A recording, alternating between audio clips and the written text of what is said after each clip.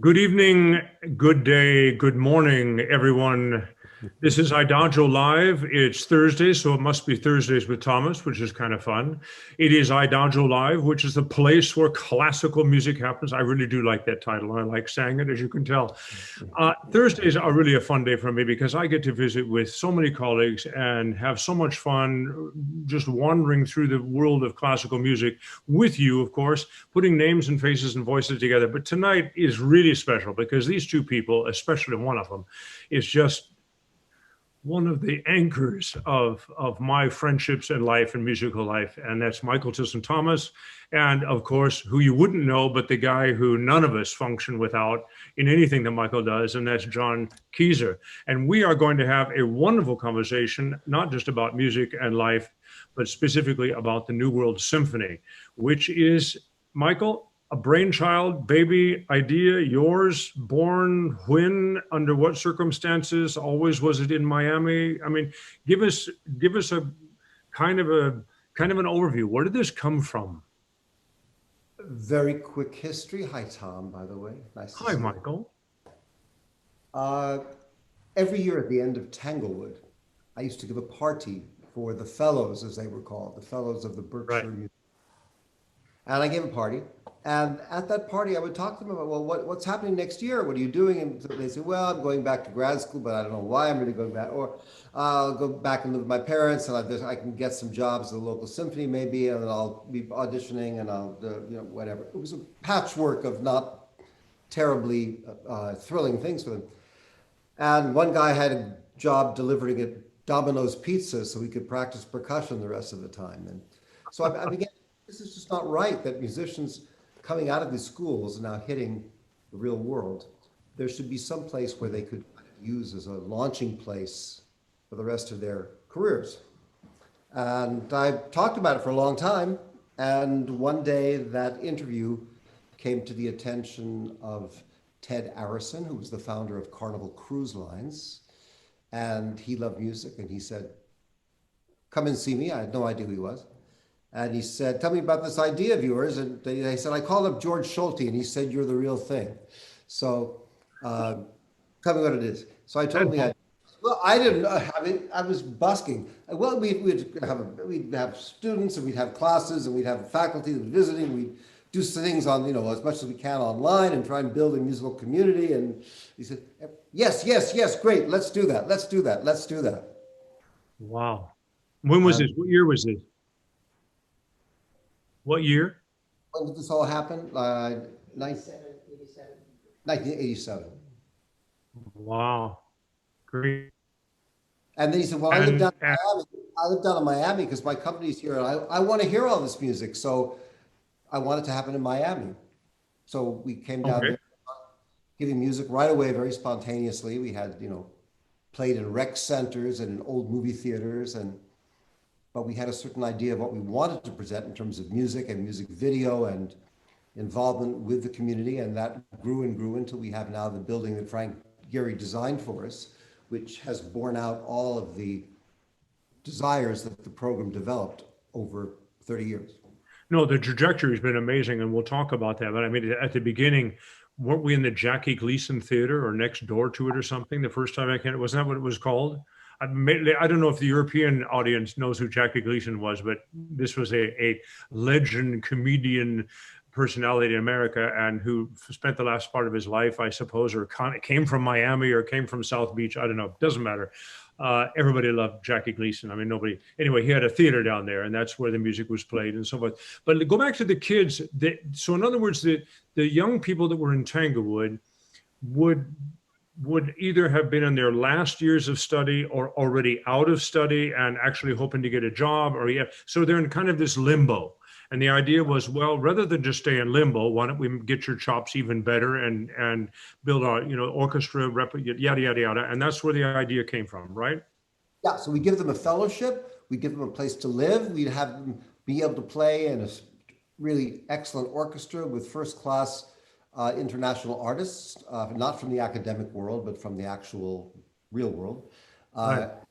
The artists would change out every couple of weeks, so they had to deal with somebody from Austria or France or Russia or American uh, jazz influenced music or American more traditional Ives kind of music, whatever. But every 2 weeks, their perspective was totally different. So that I thought, compared to the usual music school, where quite appropriately you learn one kind of approach, you work Right. with a particular teacher, you master that view of the world, and it's very useful that you know it completely and it becomes, you know how it's structured, and whatever you decide to do with it next, you can do it. But this was more of the experience of now that you're at this point, here are all these other great artists who work in entirely different ways. And what can you learn from each one of them? I mean, it just, I can't, I mean, it just sounds like an invaluable experience. Would you say when you did this, that this was a new kind of organization? There weren't other organizations or other training programs like this, were there? I mean, Tanglewood is a wonderful summer project, and there are wonderful summer festivals and projects around the world.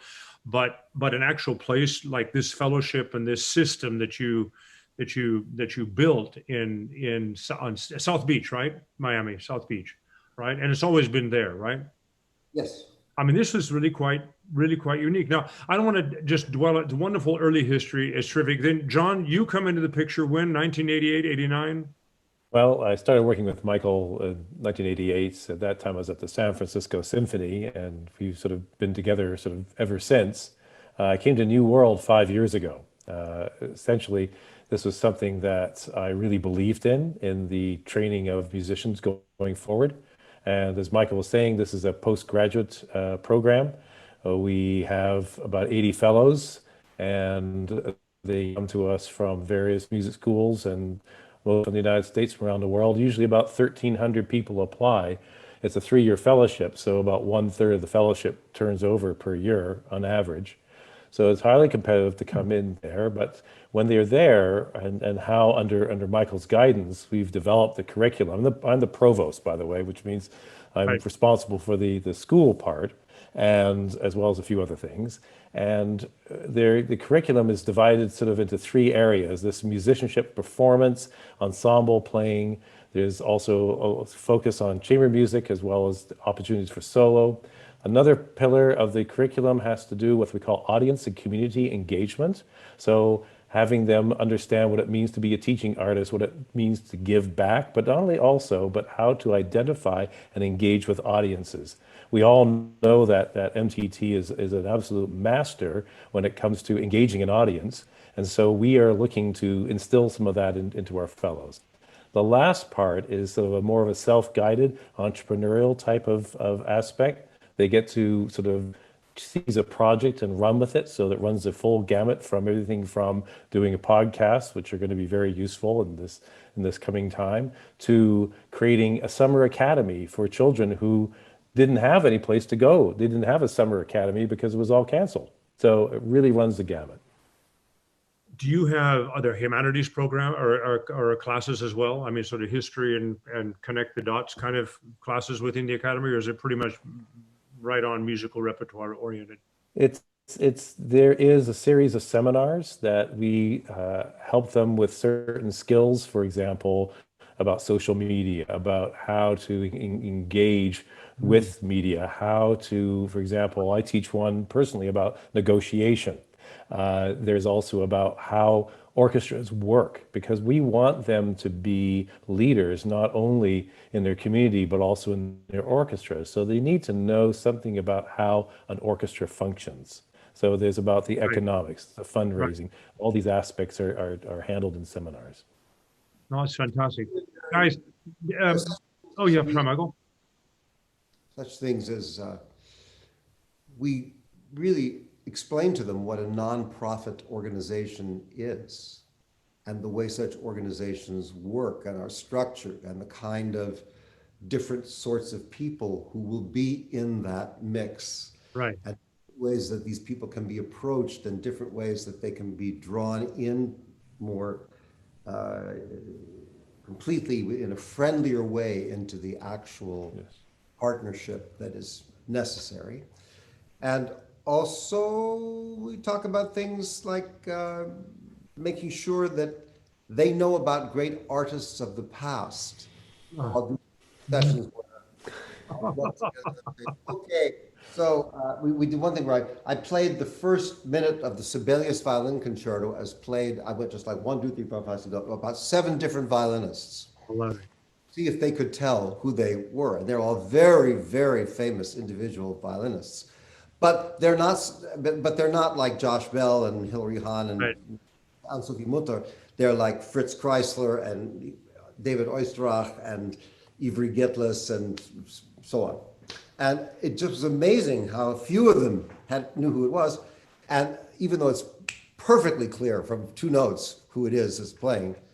And then I showed them a little clip, a video clip of the artists playing their actual style.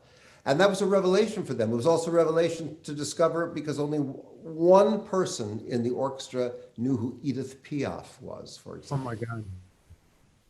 And this Yeah, started with a trombone player and said, you should play that like Chevalier. And he was looking at me like, what? Yeah.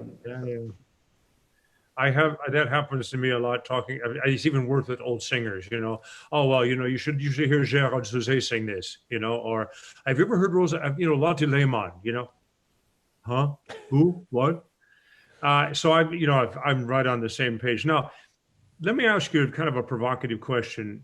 When that happens to me, and I just got through a summer class here, and I had a couple of aha moments with some young, 21-year-old singers, and talking about legendary American poets. And there was, one was a glaze of the eye, and then I've heard of him.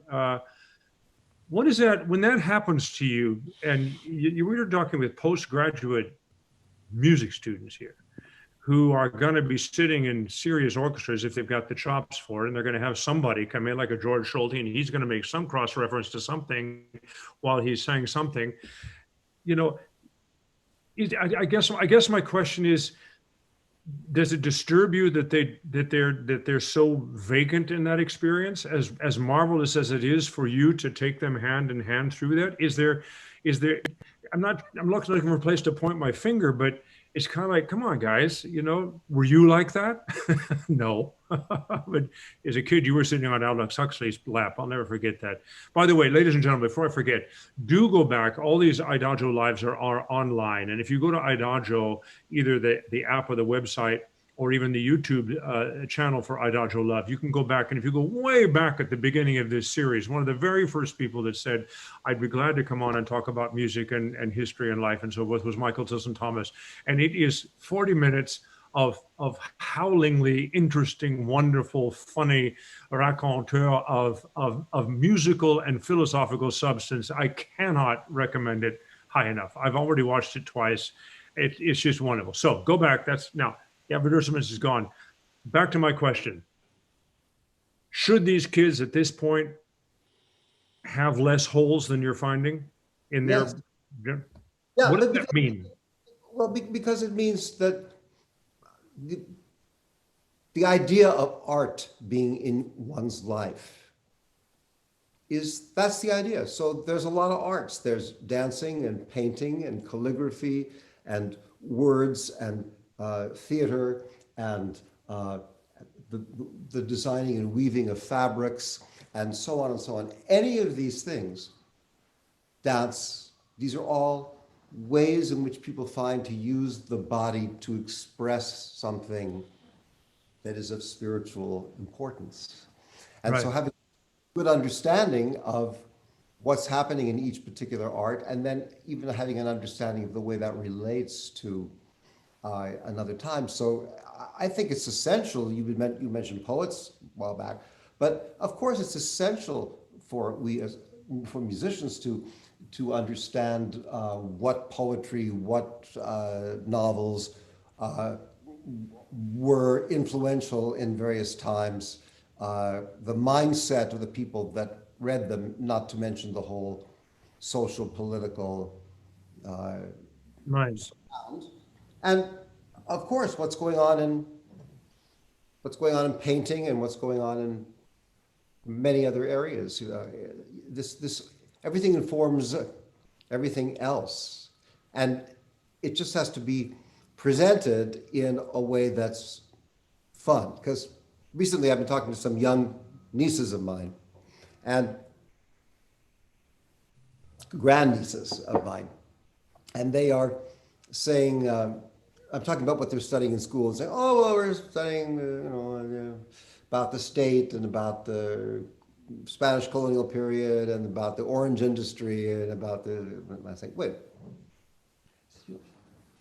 I mean, thanks to carbon-14, thanks to genetic testing, thanks to tree ring chronology, we're really in a position now where we can say, okay, all human beings in the world came from one individual in the Rift Valley in Africa. And then from this one individual, these migrations went out, which went into all of these different amazing circumstances. And in the process of those migrations, everything about the people was transformed. The way they looked, the way they ate, the way they talked, the kind of music that they made, the kind of art that they made, what they built in societies. And well, this is such a thrilling story. This sounds like sequels of Star Wars or something like that. It's so interesting. It's so, kids can understand this right from the beginning. Yeah.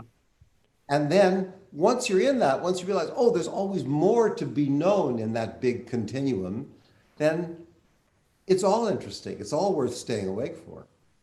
So these kids, I mean, say them, I want to learn the Saint-Saëns Violin Concerto. It doesn't matter who that was. It matters what was in Saint-Saëns' ears when he was writing the music that these kids are going to play 150 years later, and it's what I call, it's what everybody loves, this phrase, the informed performance. Well, you have to inform yourself before those who are going to hear what you do can be informed by it.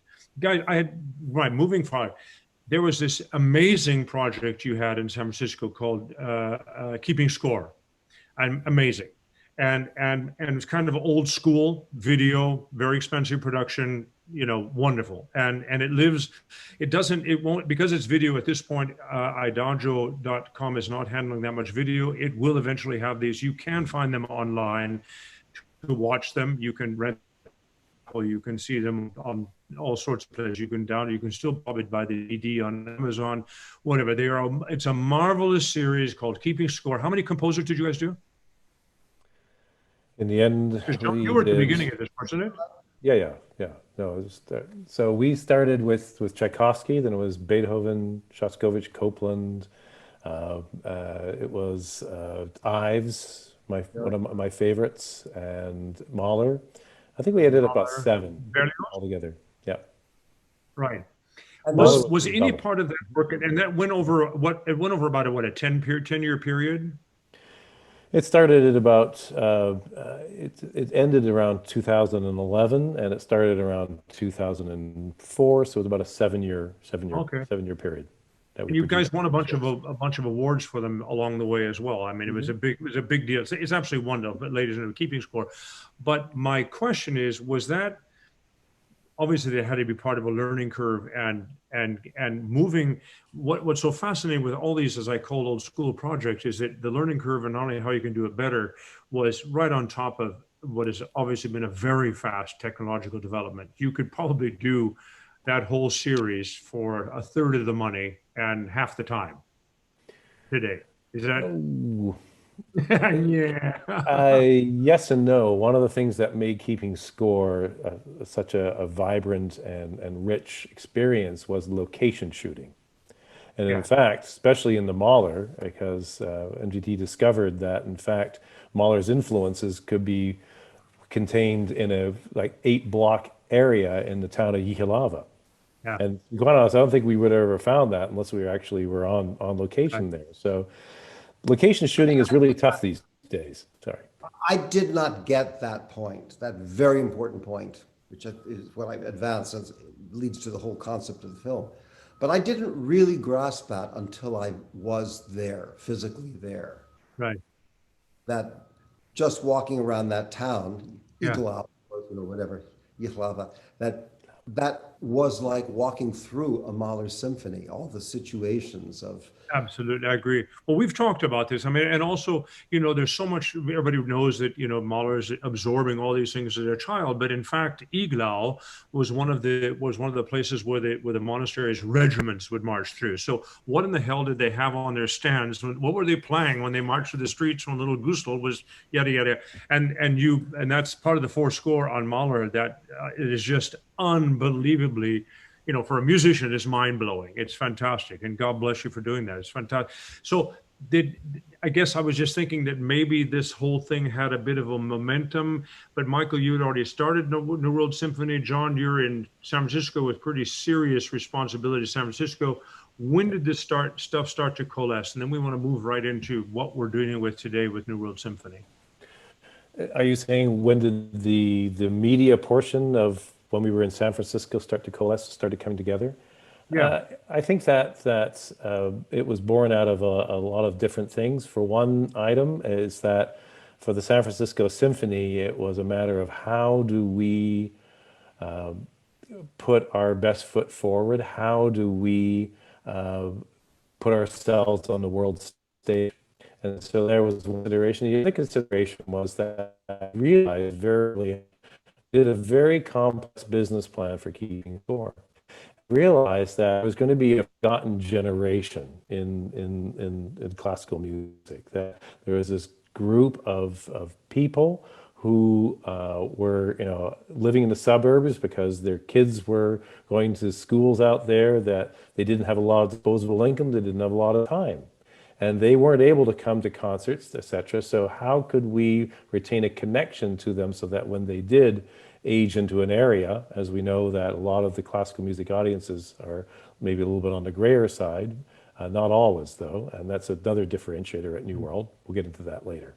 But so how could we retain that connection? And how could we also use the incredible talents that Michael has in communication to bring that message forward? So that's where Keeping Score really actually came from. Mm-hmm. It was part of also a larger plan, which included all the Mahler recordings. We recorded everything on audio for that Mahler composed for orchestra, as well as a few other projects along the way. Michael, you wrote the script yourself. Programs with the BBC and the LSO in the previous years.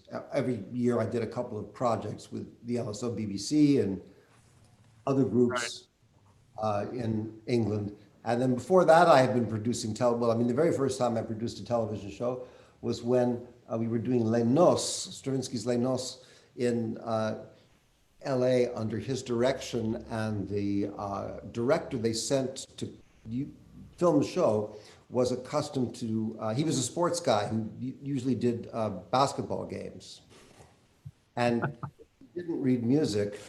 And so he was having a certain amount of trouble because he'd say, okay, go over to the soprano, and she'd sing, and then meanwhile, of course, the music went someplace else. And, oh no, go over to that guy playing that, what's that brown thing? No, what do we went there? So although the show was filmed 2 or 3 nights, the material was shambolic.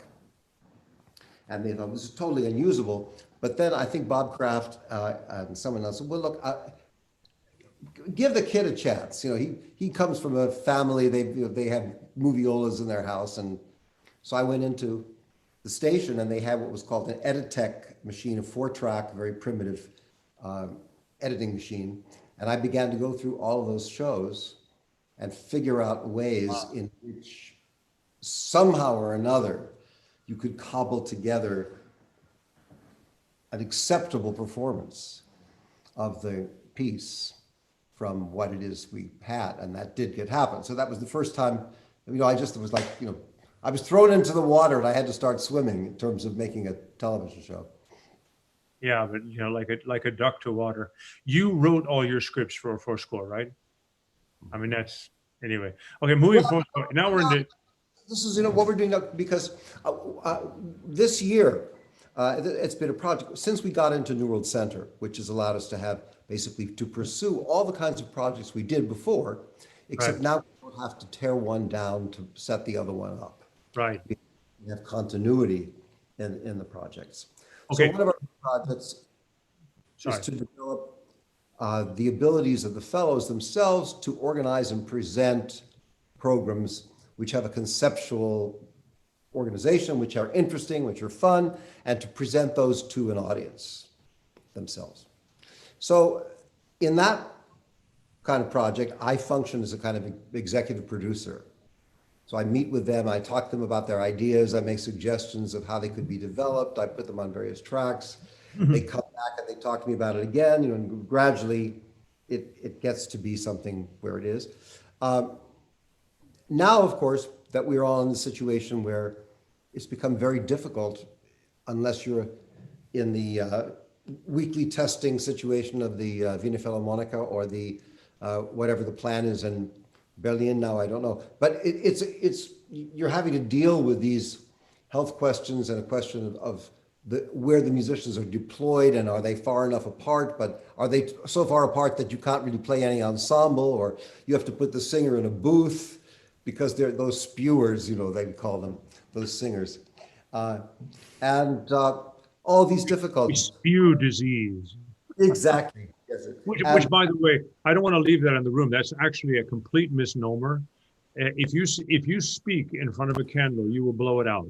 If you sing in front of a candle, the flame will just move like this. When we sing, it's vibration. When we speak, it's flowing air. So it's already from just more organic chemistry here, nonsense, that choruses are more dangerous than people on the street. That's complete nonsense. Maybe talking to one of it is. I mean, singers do talk a lot, but never mind. Moving on. I think you should write that for the New York Times. Yes, exactly. Guys, I want to just go back a little bit. I want to back up before we get into the current situation and COVID and all that, and the digital world and so forth. Obviously, you've had this wonderful development in South Beach. It took off. It's the development of the program, the fellowship, the scholarships, and then of course the new building. Architect Frank Gehry, your design with him of how things function. It is a model of modern concerts, and the ability to digitally produce both analog and digitally at the same time is really quite extraordinary. When did you start actually making recordings? When did that become part that you would actually try and commercially make available? I want to take everybody onto IDAGIO website quickly and show them some, but when did that actually start up? And you produce locally, you produce your own things, right? Well, we did in years back, we did some projects for Decca, and we did some projects for some other labels of various special projects. But really, our producing these things ourselves is a function of our getting into the new building, into the New World Center. Right. Okay. So when did the building come up? When did you build the building? 10 years. Huh? Coming up to our 10th anniversary. 10th anniversary. 10th anniversary is fantastic. Right. I was one of the early years. I don't think it was in the first year, but I've been there a couple of days. It's incredible. All right, some stats, John. How many young players over the years have you had, and what is your placement rate in orchestras around the world? Do you know that? Well, I know that we have well over 1,000 alums over the 30 years who are now making their living in music. Primarily, it's orchestras and ensembles. It was at about 8%, about between 90 and 93% in terms of how people are placed into. Some of them also choose different paths. We have some amazing chamber music groups. One of them is in a group called Project Trio out of New York. One of our alums runs the International Contemporary Ensemble in New York, Rebecca Heller, bassoonist. So it really runs the gamut, because I think one of the things that MTT talks about the fellows is that if they find their artistic voice. And very often when they come to New World, we expose them to so many different things that they say, actually, I spent 4 years in undergrad, I spent 2 years getting a master's, but actually I'm kind of interested in doing this. And it takes them in a very, so we we really have sort of a high touch experience for these folks. A number of us, myself included, sit down with them as they come in every year and say, okay, so, what are your aspirations? What do you want to do? Michael speaks with them as well, and we really work on trying to make sure that they are not only healthy in terms of physical, but also psychologically they're healthy too, that what they're doing is they really are passionate about. That's fantastic. What we're talking about, ladies and gentlemen, is obviously New World Symphony. I'm going to take a screen sharing and we're going to go in and look at more records than you probably knew about. And this, of course, is all about this launching of your series, which I want you guys to talk about with the Global Concert Hall. So we're going to go into screen sharing. I got to mark my boxes here so we can listen to something. And we're going to go to this screen and I'm going to share it. Now, the next thing you should see is just this is the app. This is the IDAGIO app. And I just wrote in New World Symphony. I love walking people through how this thing works. Apropos listening to different people, this is going to be a lot of fun. So we'll just click on New World Symphony here. And of course, we have Michael live in the Global Concert Hall, August 21 to August 23. And I know that's just the beginning of his series. And if you look down here, ladies and gentlemen, you see all the composers over here, or not all of them, but quite a few of them. There's even 20 more. By the way, did you know that there's over 15,000 classical composers on the database of IDAGIO? I didn't even know there were 15,000 classical composers. So don't be intimidated. Be enlivened. It's a wonderful place just to drop the needle and explore your own musical interests. Michael, what should we drop the needle on here? What do you see on here that would be fun to listen to? Rhapsody in Blue, New World Jazz. We've got these exclusive albums. These, ladies and gentlemen, as far as I know, the Stravinsky Firebird and the Schumann and the Stravinsky Journey. These are only available on IDAGIO. Is that true, gentlemen? That's correct. That's correct. And they were also self-produced, whereas those other albums were done in cooperation with labels. All right. Cooperation with labels. And in fact, the editing of these albums, we also have an audio fellow who is with us and learning about the finer points of working with orchestras in terms of recording them. And he was actually the audio fellow was responsible for the editing of these three albums you see at the top. When we get off this and come back, I want to ask you about the infrastructure of the recording, the digital world that you have in this new fantastic hall. This is also kind of a fellow program, isn't it? Correct. And in fact, one of the things about New World, we're not only an academy, but we're also a laboratory for how music is expressed, how it's experienced, how it's captured, and also how it's taught. So, Tom, you and Manhattan School of Music, and we've been partners for a long time, and sort of the Internet 2 system. There's a lot of work that we do in this area that already is distance-based, so put us in good shape for this coming time. Michael, Schumann or Stravinsky? Well, how much music do you want to play? We're only going to play a minute, maybe a minute and a half. Oh, well, play. Huh? Play the beginning of Scherzo à la Russe. Of what? Scherzo à la Russe, Stravinsky. As is in the Stravinsky Journey, I think. You just said. Wrong one. My picture right over here. Here we go. In the Stravinsky Journey. Yep. Here we go. And we're going to go to the Scherzo. Where are we? Down here. Here's Tableau 3. Where are we? Why am I not finding it? Right about after Petrushka. Here. Go down. Here. This. In 3. The con moto. No. Keep going down. Keep going down all the way past Petrushka, please. Keep going. Have courage. Down. Dive, dive, dive, dive, dive, dive, dive, dive, dive, dive, dive, dive. Sorry. My bad. I'm trying to, here we go. Where we are, down where? Here. It's the last track. Oh, the last track. Oh, the Scherzo à la Russe. Pardon. Here we go. Now, the fun thing is about this, folks, if you go here and you press these ellipses, you can immediately save this to your own playlist, which I'll just do this because you can say I have a lot of playlists here, but I'm not going to do that. Well, I could create one and I would say I'm going to say it's new WS, and I would just create the playlist and that's going to go in it. And that goes on my iPad or my phone or whatever else is fantastic. But what I find very fun is if I push this, then I get a little bit more information about this. And now when I play this, it should, no, it won't. Oh, we'll talk about that later.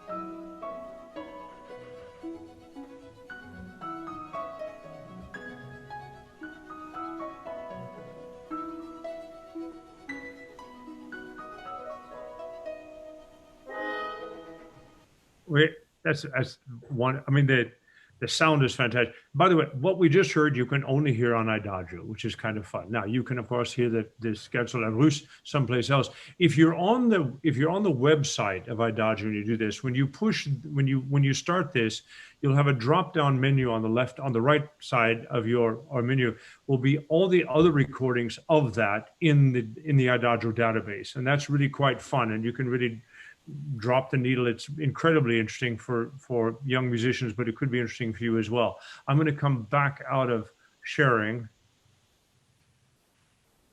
Why did you have us listen to that? It's charming. It's short. It's charming and short. We could have listened to, well, since it's not a radio program necessarily, I just wanted to show it. What? So about classical music, we need all the smiles and laughs we can get. So how many have you seen the level of playing and applying instrumentalist raise continually over the years? Dramatically. And is that the application process or the training process? What I mean by the application process, does that mean that you guys are being taken even more seriously? You are really a young professional. I would say that when we first started out, a lot of people said, well, I don't have any other place to go, I'll go there.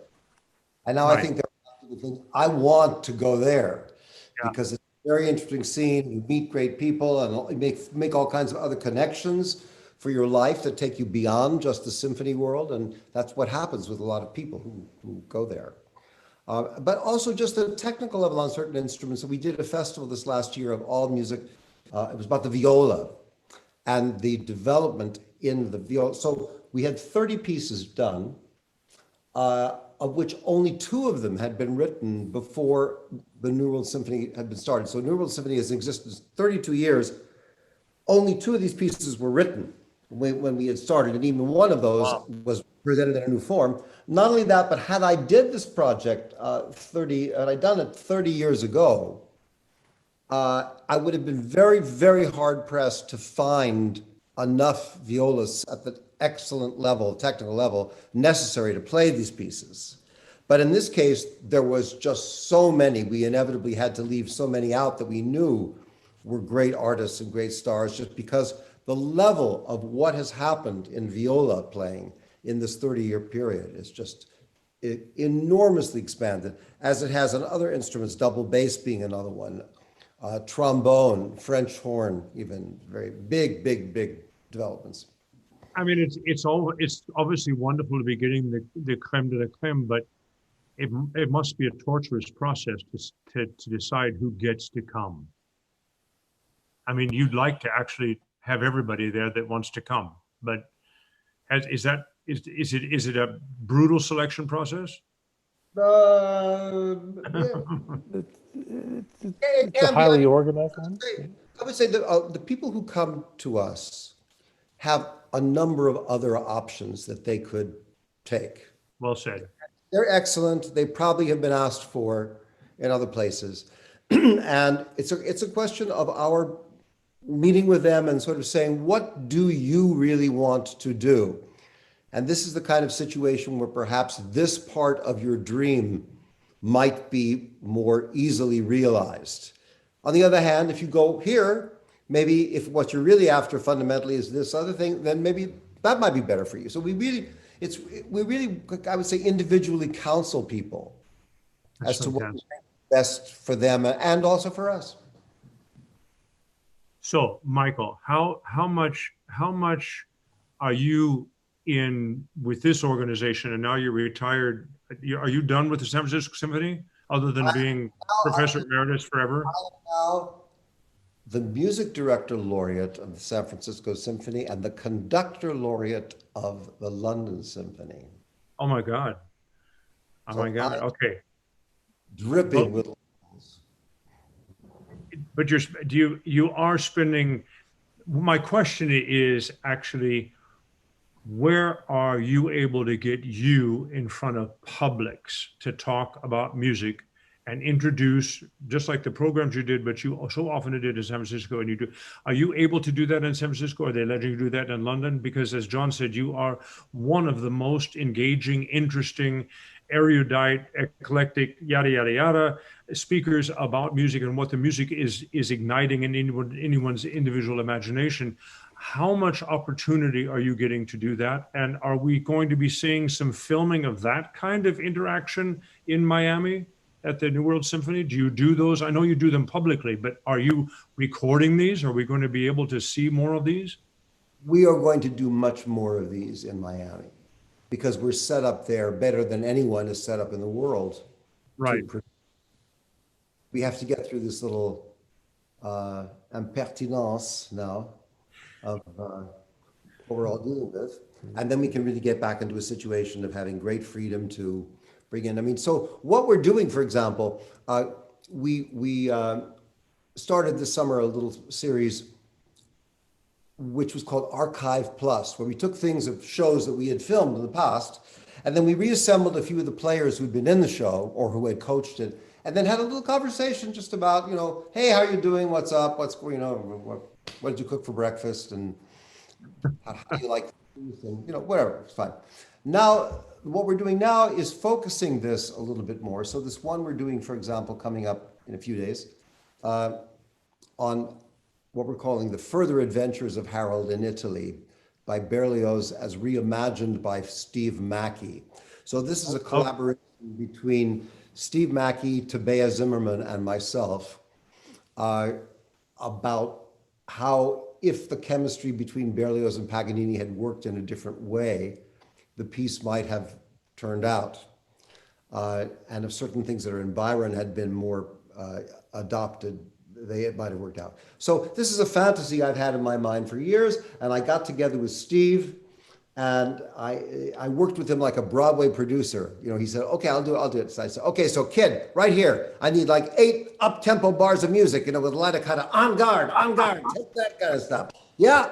Oh yeah, this is that first 6 bars. That first 6 bars is great, but then where are we going? Snap out of it, keep going, and like that. That's the kind of way. And we have an email like this too. It's really hysterical.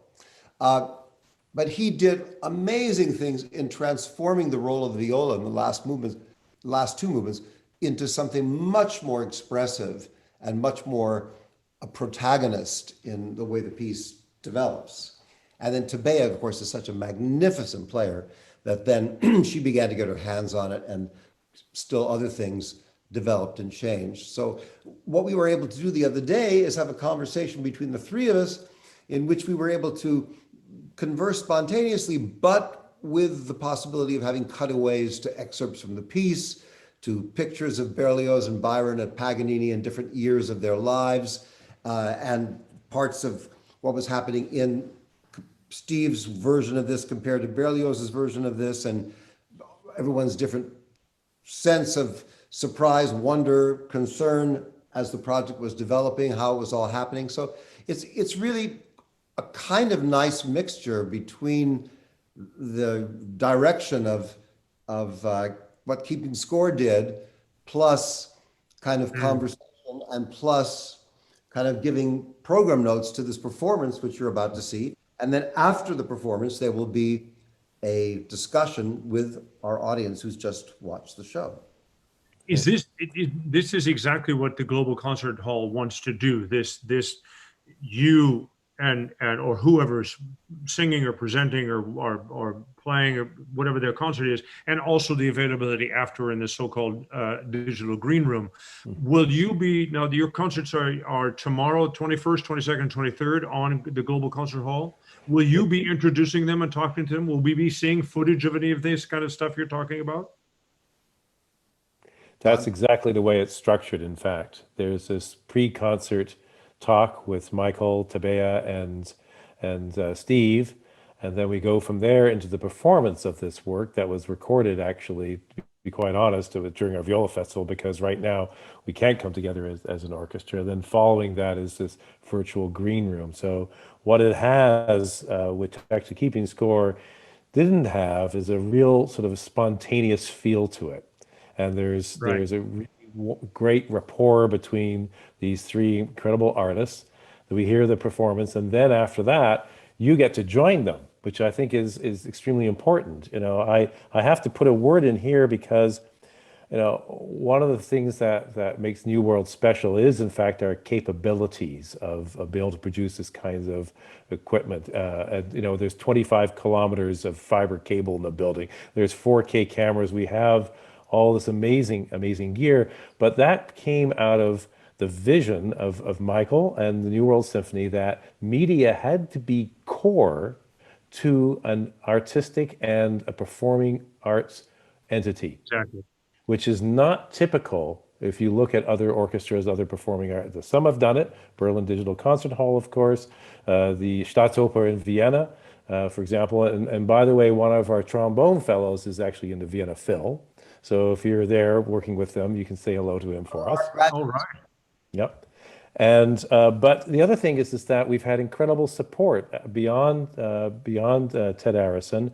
There's a foundation, the Knight Foundation, who have basically invested heavily in the New World Symphony and allows us to do this. And we're incredibly grateful for them, but they've been our partners for decades in this area. And they understand the importance of how media will basically bridge gaps. It will provide access that we can't do in the concert hall. I mean, and you know, we can reach tens of thousands of people that we couldn't. Would take months of concerts to reach the same number of people. And if we do it right, we can create that intimacy that is also there in the concert hall. Well, I think we're all three on the same page that yes, the live experience is without question the ultimate moment that one can have in the sharing experience. But there is not just an augmentation, there is a cohesiveness that can happen in the digital world. And now that we're producing for analog and digital at the same time, and this is really the brilliance of one of the brilliant points of the IDAGIO platform, which is a platform. And ladies and gentlemen, the concerts tomorrow, you really don't want to miss. It's going to be fantastic, but be careful because the genius of the Global Concert Hall is it's like a real concert. So it lives for 24 hours on idagio.com. 48. Ours will be up for ours will be up for 48 hours. Just okay, 48 hours. Okay, 48 hours. Remember, there's a shelf life, which means it's like a concert. It's not just going to go into some ubiquitous catalog and hang around forever and ever. So this is the idea behind, you know, and Til Jankovic, the founder and head of IDAGIO, is brilliant. He wanted a streaming platform because people want music to follow them around and be with them in wherever they wanted to have, and especially a classical music platform built by classical musicians for the classical idiom and user face, which is incredibly important. The IDAGIO Live series, which is just an obvious opening of the doors and cocktail hour, if you will, and some master classes as well.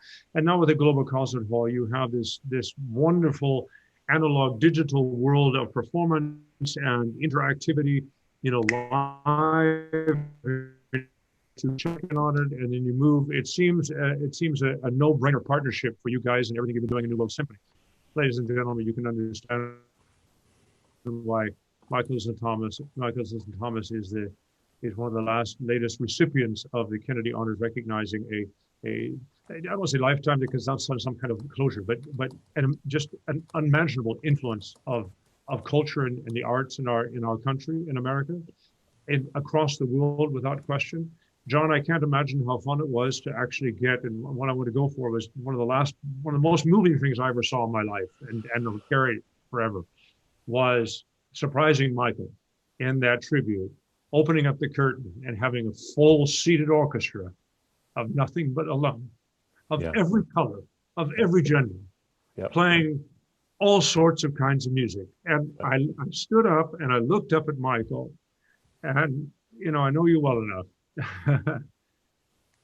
You felt good. It's worth it. It's what you do, and you guys, you've broken ground, you're tilling ground, you're sowing seeds, whatever all that metaphor is. I hope that the garden is unbelievably fast and growing than we can imagine, and that it's housing so much of what you do in this rather wonderful world of Idagio. I think is brilliant and will reach more people. And Godspeed, and I hope we're drinking wine together very soon. I think that in this rather difficult time we're going to have to live through now, we are obviously going to learn a huge amount of things by living through this. And the thing I hope the most we learn is that we learn ways to use this technology in the most personal way possible. Right. So when we come out of this, we will have this other resource to go to where you can say, oh, here's the concert. Now, very comfortably, here's a way behind the scenes I can include you in a whole other level of what the music means to us, things that we would love to share with you. And here's the opportunity for me to do it. And I'll just say about my long collaboration with John Kieser that when I gave a little party of appreciation for John when he left San Francisco after all these projects we did together there, and he was coming to Florida. But that I asked all the colleagues who had worked with him, I said, okay, let me ask you a question. Will anyone here in this room who has either been thrown out of John Kieser's office or who walked out of John Kieser's office, raise your hands right now? And it was like every hand in the place. You guys are a passionate place to work. Well, I never walked out nor got thrown out. You guys are wonderful. It's been a wonderful hour. Thank you for all your time. Thank you for what you do. Thank you for this. Ladies and gentlemen, don't miss these concerts and future concerts. And thank you for joining us tonight. Idagio Live, where classical music. Thank you, Tom, for all that you do for classical music and everything. And all your work is tremendous. Good. I have a mentor. He's sitting right here. We should talk. Let's talk. Hey, let's talk. Your people contact my people. We'll do a Zoom. What can I say? If you invite me to a Zoom, I will appear in it any time you say. Bye-bye, ladies and gentlemen. Thank you very much. Bye, everybody.